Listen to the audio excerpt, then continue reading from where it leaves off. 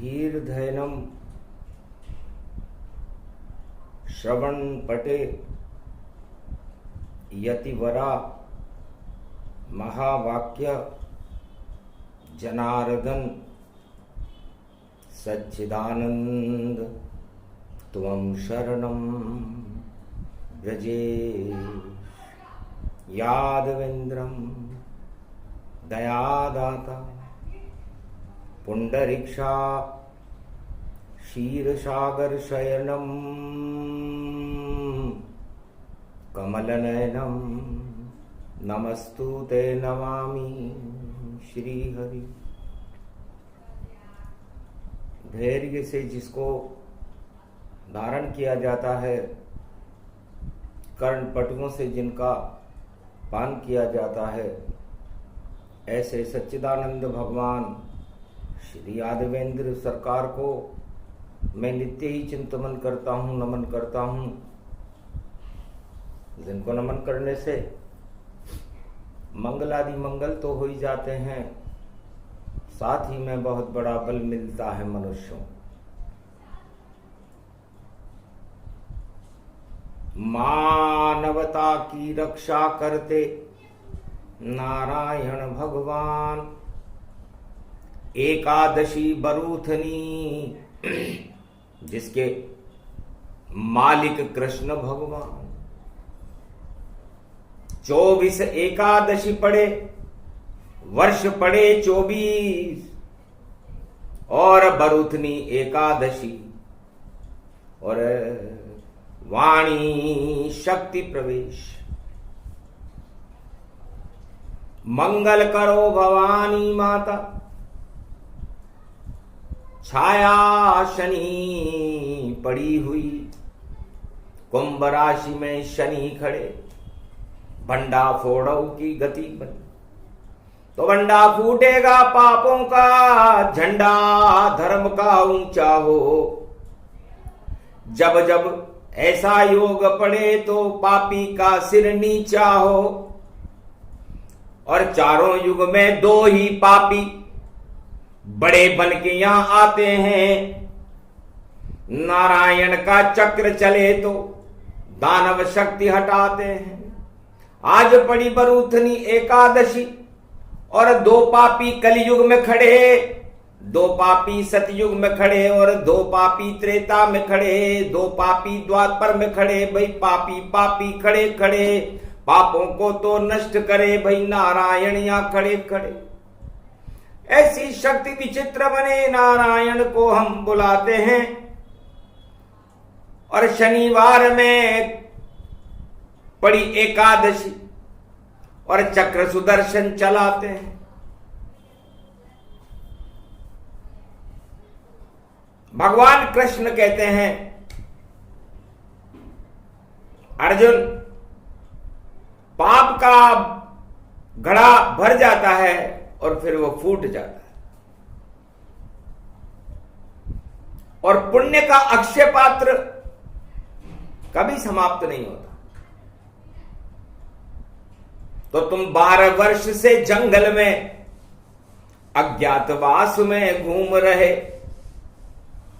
और सत्ता सुख से वंचित हो, और सत्ता सुख से दूर रहे, पर श्री कृष्ण के पास रहे, यदुनाथ कृपा का हाथ रहे। ये अक्षय पात्र दिया तुमको, सब कुछ इसमें ही खास रहे। भगवान कृष्ण ने अज्ञातवास में भूखे मरते हुए पांडवों को अक्षय पात्र दे दिया। तो धर्म को क्या मिला? अक्षय पात्र मिला। कब मिला?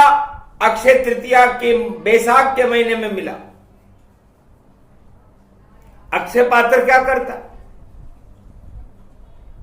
जितना चाहो धर्म बढ़ाओ, धर्म का करो प्रचार, और धर्म की जय जयकार करो तो हो जाता अवतार। तो धर्म पैदा करता है अक्षय पात्र। तो राजा और प्रजा का क्या कर्तव्य होना चाहिए?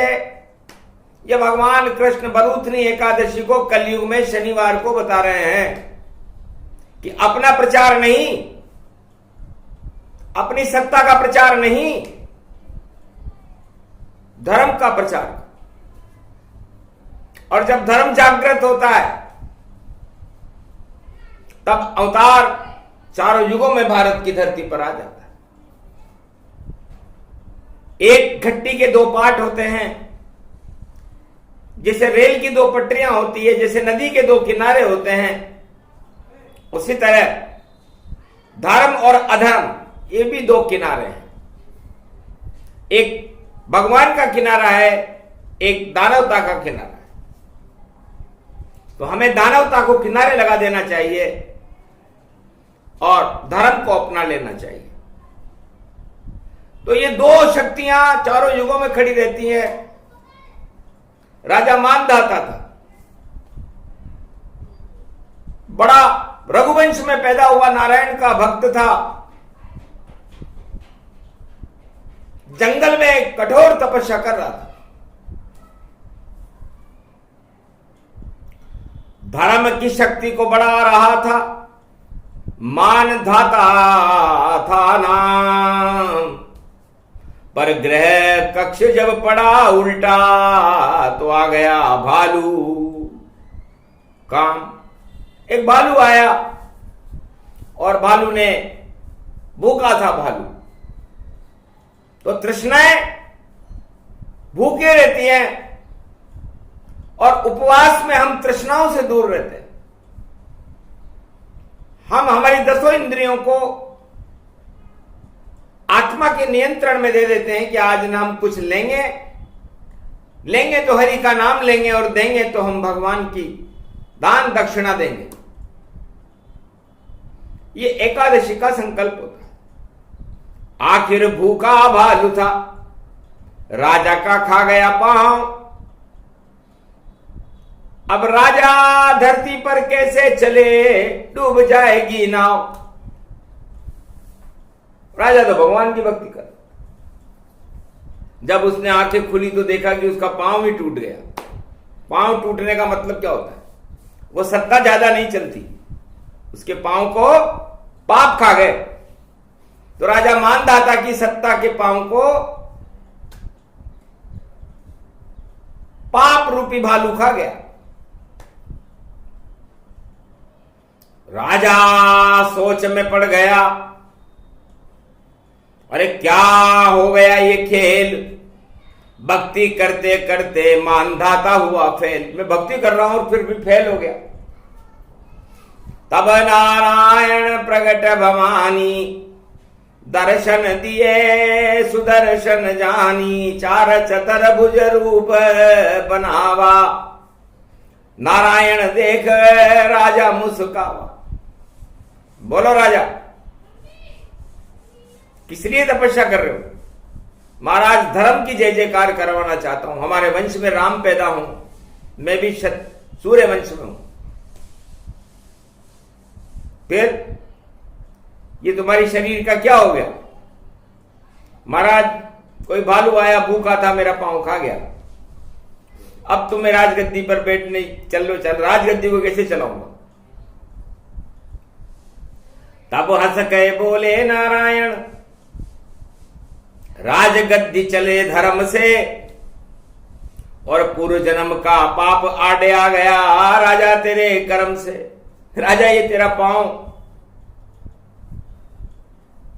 जो एक चबा के गया है, तो तेने इसका धन चबाया होगा पूर्व जन्म में, उसके कारण तुझे ये कष्ट भोगना पड़ा। कोई बात नहीं महाराज, तो मुझे इससे कोई आपत्ति नहीं, मेरी सत्ता चाहे तो जाए, भक्ति नहीं जानी चाहिए, धर्म की जय जयकार होती रहनी चाहिए। मुझे मेरे पांव और मेरे अंग कट भी जाएं तो मुझे कोई चिंता नहीं। बड़े प्रसन्न हुए नारायण और दिया राजा वरदान। पास हो गया रे राजा तू परीक्षण में, और क्या नारायण ध्यान। अरे धर्म को कोई खा नहीं सके और कोई चबा नहीं सकता है, चाहे कोई भी आ जाए दुनिया में, वो तुझे मार नहीं कभी सकता है। तो थोड़े पल में ही तेरे और वापस पांव आ जाए, खूब कदम से तुम चलो और धर्म कभी न लड़खड़ाए। धर्म कभी लड़खड़ाता नहीं है। उस दिन बरूथनी एकादशी थी। राजा पूर्ण स्वस्थ हो गया और उसके पांव भी ठीक हो गए और भगवान को नमन किया। महाराज मैं तो धर्म के लिए यहां बैठा हूं कि जा तेरा कल्याण हो, तेरे वंश में जन्मे राम, और पांव तेरा कभी लड़खड़ाए नहीं और धर्म का करना काम। और राजा मानधाता अपने महल को चला गया, भगवान को प्रणाम किया। बरूथनी एकादशी बैसाख मास में आती है और नरसिंह एक चतुर्दशी भी बैसाख मास में आती है और परशुराम जयंती भी बैसाख मास में आती है। तो भगवान कृष्ण कहते हैं अर्जुन, जब राजाओं की साख खत्म हो जाती है, जब बैसाख में शुभ कर्म शुरू होते हैं, और जो बैसाख मास में सत्ता के लिए शुभ कर्म शुरू कर दे उसका पतन हो जाता है। तो चलो कथा अब कहें भवानी, सतयुग के दो पापी जानी। दो पापी ही चारों युग में और बिगाड़ देते काम। आज बरूथनी एकादशी और वरारूप भगवान। तो हिरणाक्ष और हिरण्याकश्यप ये दो दानव जाति में पैदा हुए और इन्होंने दानवता का बोलबाला कर दिया पूरी सृष्टि पर। हिरणाक्ष पूरी पृथ्वी को ही समुद्र के 7 तल नीचे ले गया और विष्ठा का कोट लगा करके बैठ गया। न कोई धर्म होगा, न कोई कर्म होगा, न कोई भगवान होंगे, और अब मैं ही मैं अमर हो गया। नारायण को खबर लगी, गजब कर गया काम दानवराज हिरणाक्ष ने, और पृथ्वी वश में कमाम, पूरी पृथ्वी को वश में कर लिया। आखिर बिना गर्भ से माता के जन्मे नारायण भगवान, और बरूथनी एकादशी को वरा बने भगवान, और विष्ठा का कोट हटाया और हिरणाकश को मार गिराया, और फिर उससे ऊपर हट गया ईश्वर का साया। और देखो हिरणाकश ने जान गवाया, नरक लोक में गया हिरणाकश और मारा वरा अवतार। बरूथनी एकादशी जन्म दिवस वरा अवतार का, और हो गई जय जयकार। तो बैसाख में वरा अवतार ने जन्म लेकर के, और हिरणाक्ष जो राक्षस था उसकी साख को ही खत्म कर दिया। आखिर फिर उसका भाई गुस्सा उसको बहुत आया, और वरा अवतार ने वापस पृथ्वी को और मध्य रूप में पहुंचाया। मृत्युलोक है, 7 लोग इसके ऊपर है, 7 लोग इसके नीचे। और हिरणाकश्यप भी दानवता फैलाने का काम। नाम जपो प्रचार मेरा हो, कोई नहीं लो राम का नाम। आखिर उसके बेटे ने उसका विरोध कर दिया। और बरूथनी एकादशी 5 तारीख की पड़ी, 4 पड़ी जब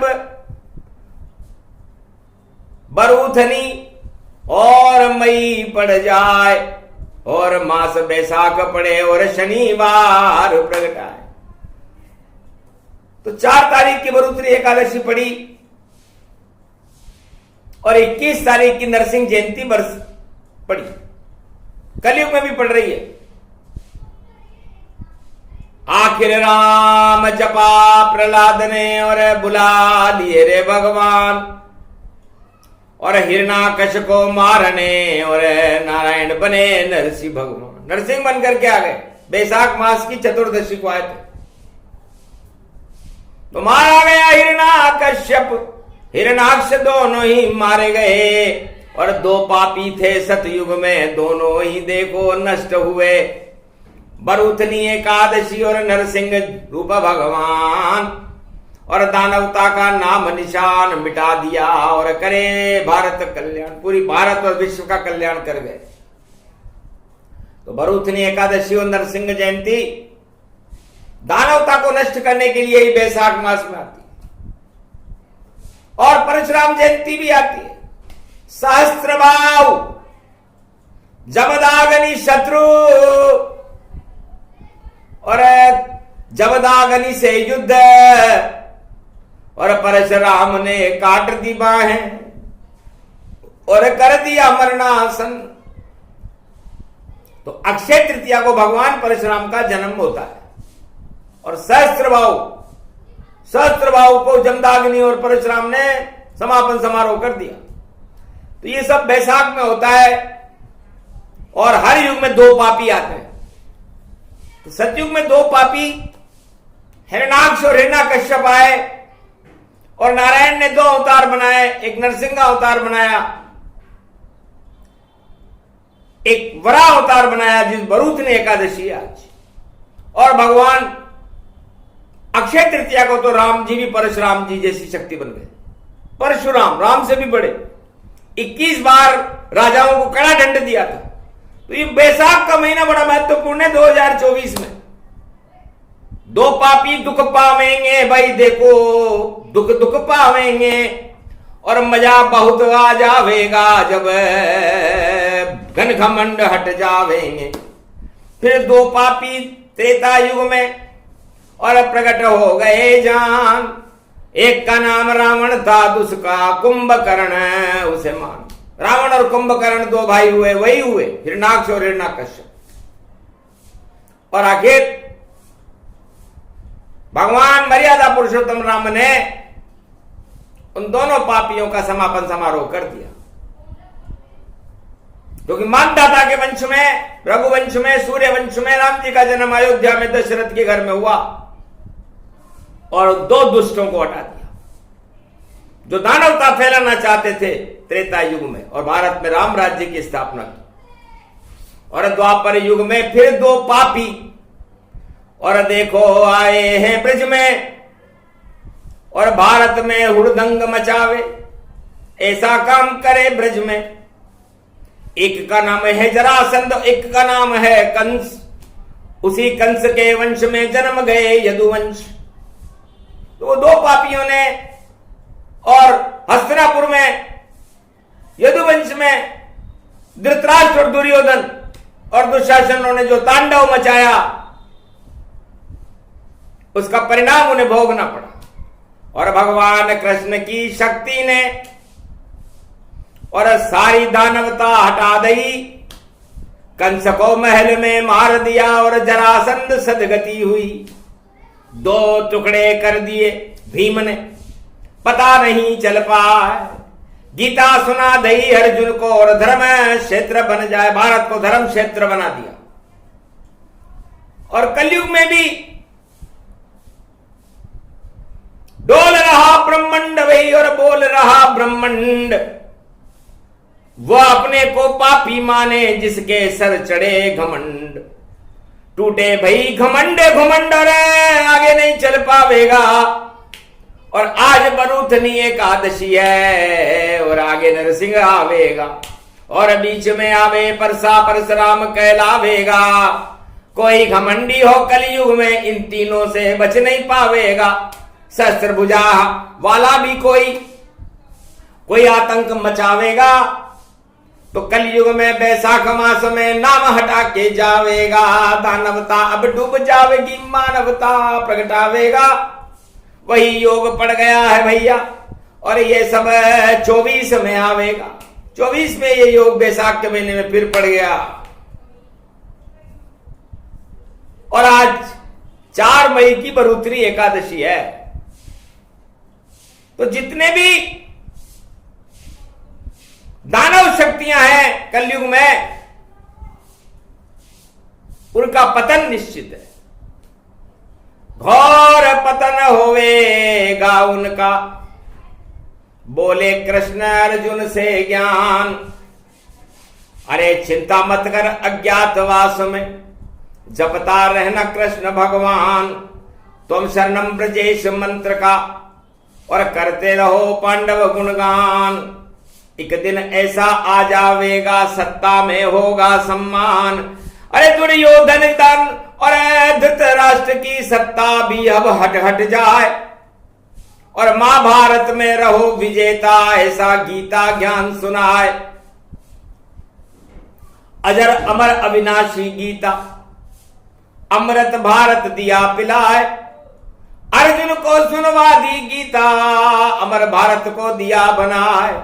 इस कारण ये मने जयंती और जयंती मनती नाय। गीता की ही मने जयंती जो अमृत को रही टपकाए। कलयुग में भी गीता बोले देखो कृष्ण सदा यदुराय।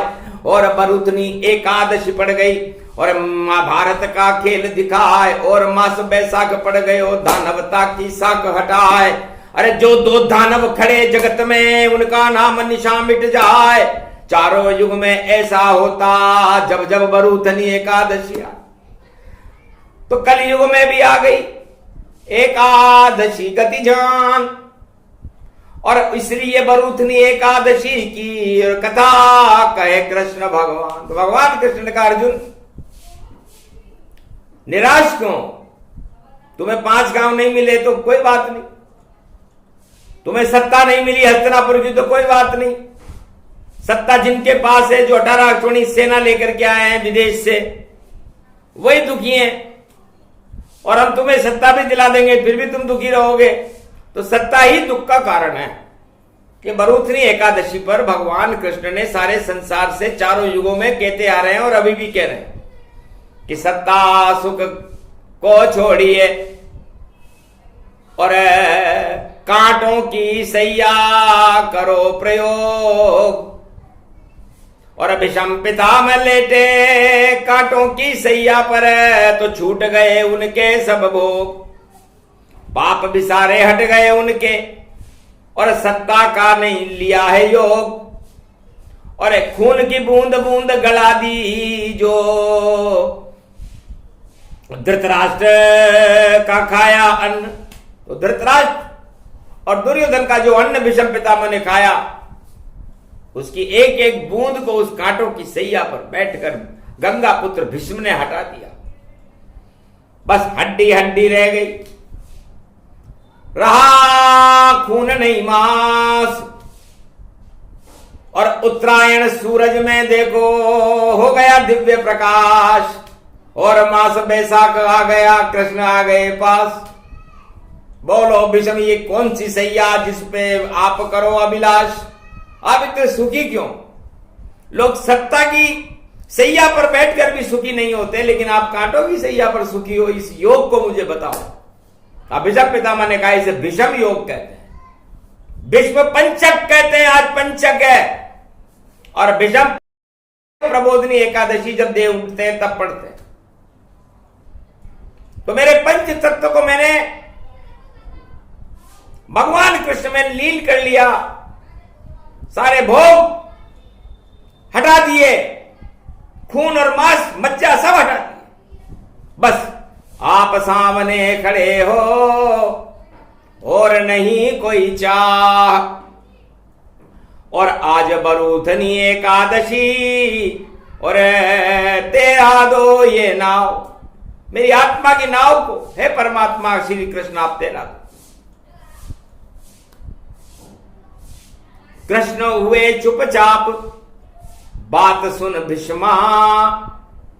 और कृष्ण ने कर दिया देखो वहां करिश्मा। और योग जागृत भीष्म लगा गया भारी। उसने दिखे चारों तरफ कृष्ण सुदर्शन धारी। हर तरफ कृष्ण और रोम रोम में कृष्ण रमाया। और गंगा पुत्र ने जीवन अपना कृष्ण के चरण में लगाया।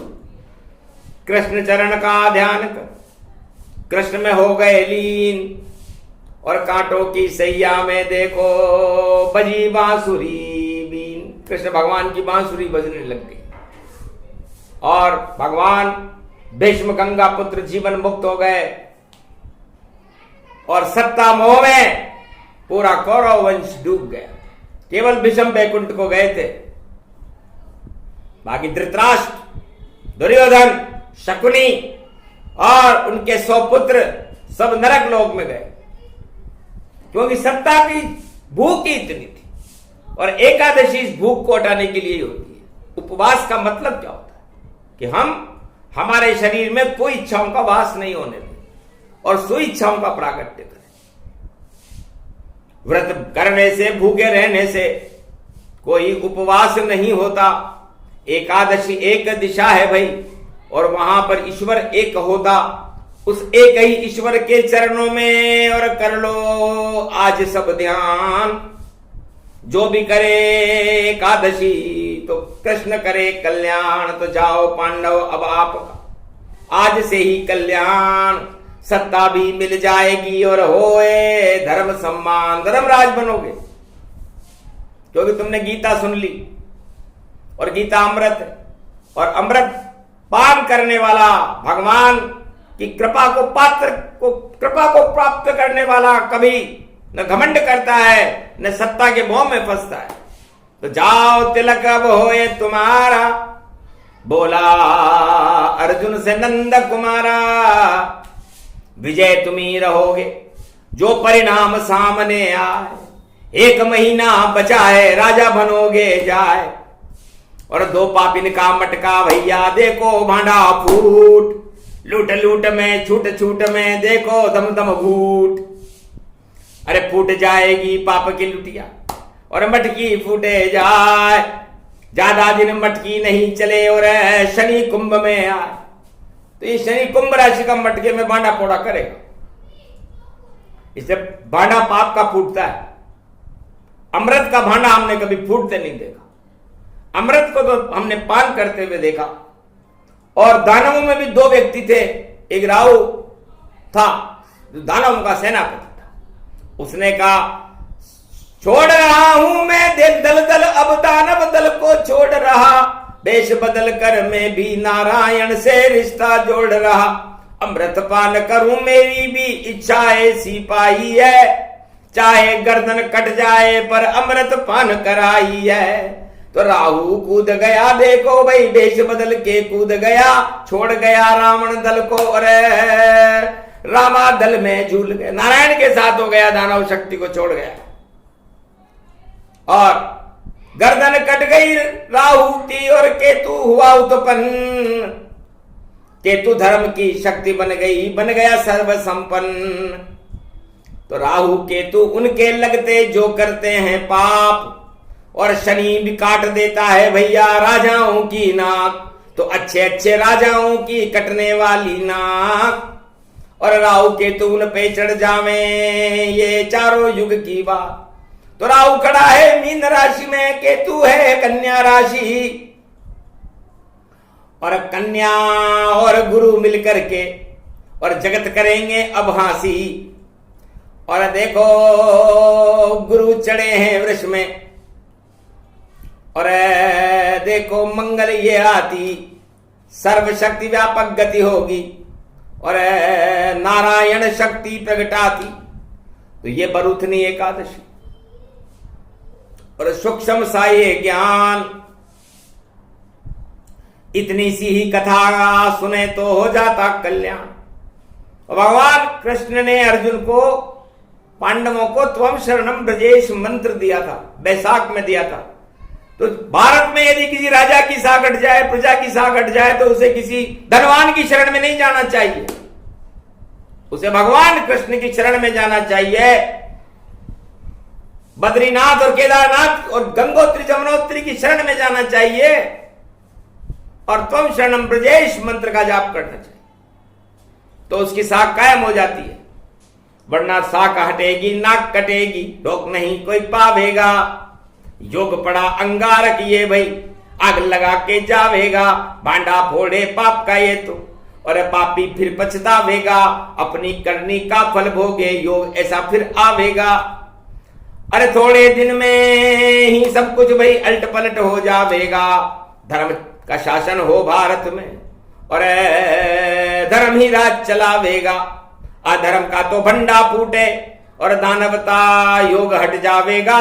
सारे दानव हार जाएंगे और धर्म का जयकारा होगा। तो धर्म का जयकारा होगा, दानवता का नाश होगा। ये बरूथनी एकादशी का फल शनिवार को भगवान कृष्ण ने भारत के भक्तों को दिया, 5 पांडवों को दिया कि जाओ पांडव अब धर्मराज बन जाओ तुम, हस्तिनापुर में अब राज करो, तुम्हें 5 गांव भी नहीं मिलते, अब देखो भाग्य से योग बनो।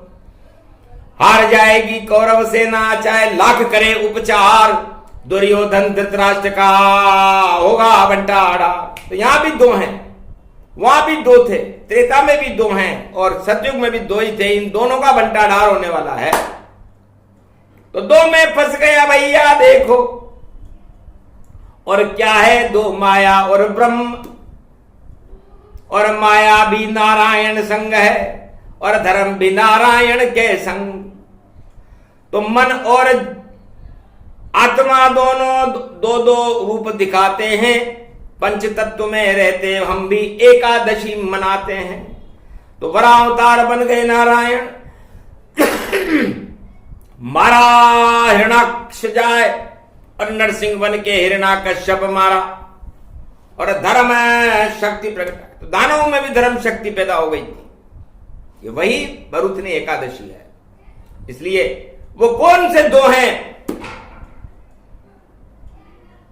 जिनका मिटेगा नाम निशाना, जल्दी हट जाए कृपा भगवाना, और आगे चले नहीं ये जमाना।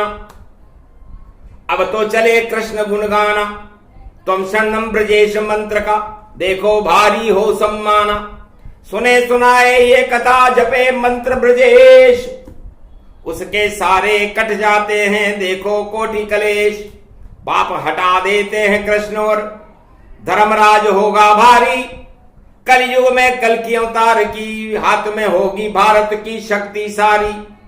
भक्ति होगी भक्तों में और शक्ति होगी ये अवतार, और जगत गुरु बने मेरा भारत और धर्म की बन जाए अब सरकार। हार जाए सब दानव मानव और नहीं चले कोई तीर तलवार, और भारत की तो शान बढ़ेगी और होगा अब कल की अवतार। तो भरुथनी एकादशी हट जाए सारे पाप, और हिरणाकश्यप और सहस्त्रभाव जैसों का होगा अब यहाँ नाश। नया इतिहास बने भारत में और नई शक्ति हो भारी, और नारी का सम्मान बढ़ेगा और भारत शक्ति विजय सारी। भारत माता का उड़े तिरंगा और पूरे विश्व में राम, और जितने दानव जगत में सब होंगे बदनाम। ये प्रसंग जो भी सुने भक्तों का कल्याण। भरुथनी एकादशी की कथा बोलो कृष्ण भगवान, बोलो जय श्री, बोलो मानधाता की, बोलो नरसिंह भगवान की, बोलो परशुराम भगवान की, बोलो वरावतार की, बोलो आज के आनंद की, बोलो भारत माता की जय श्री राम।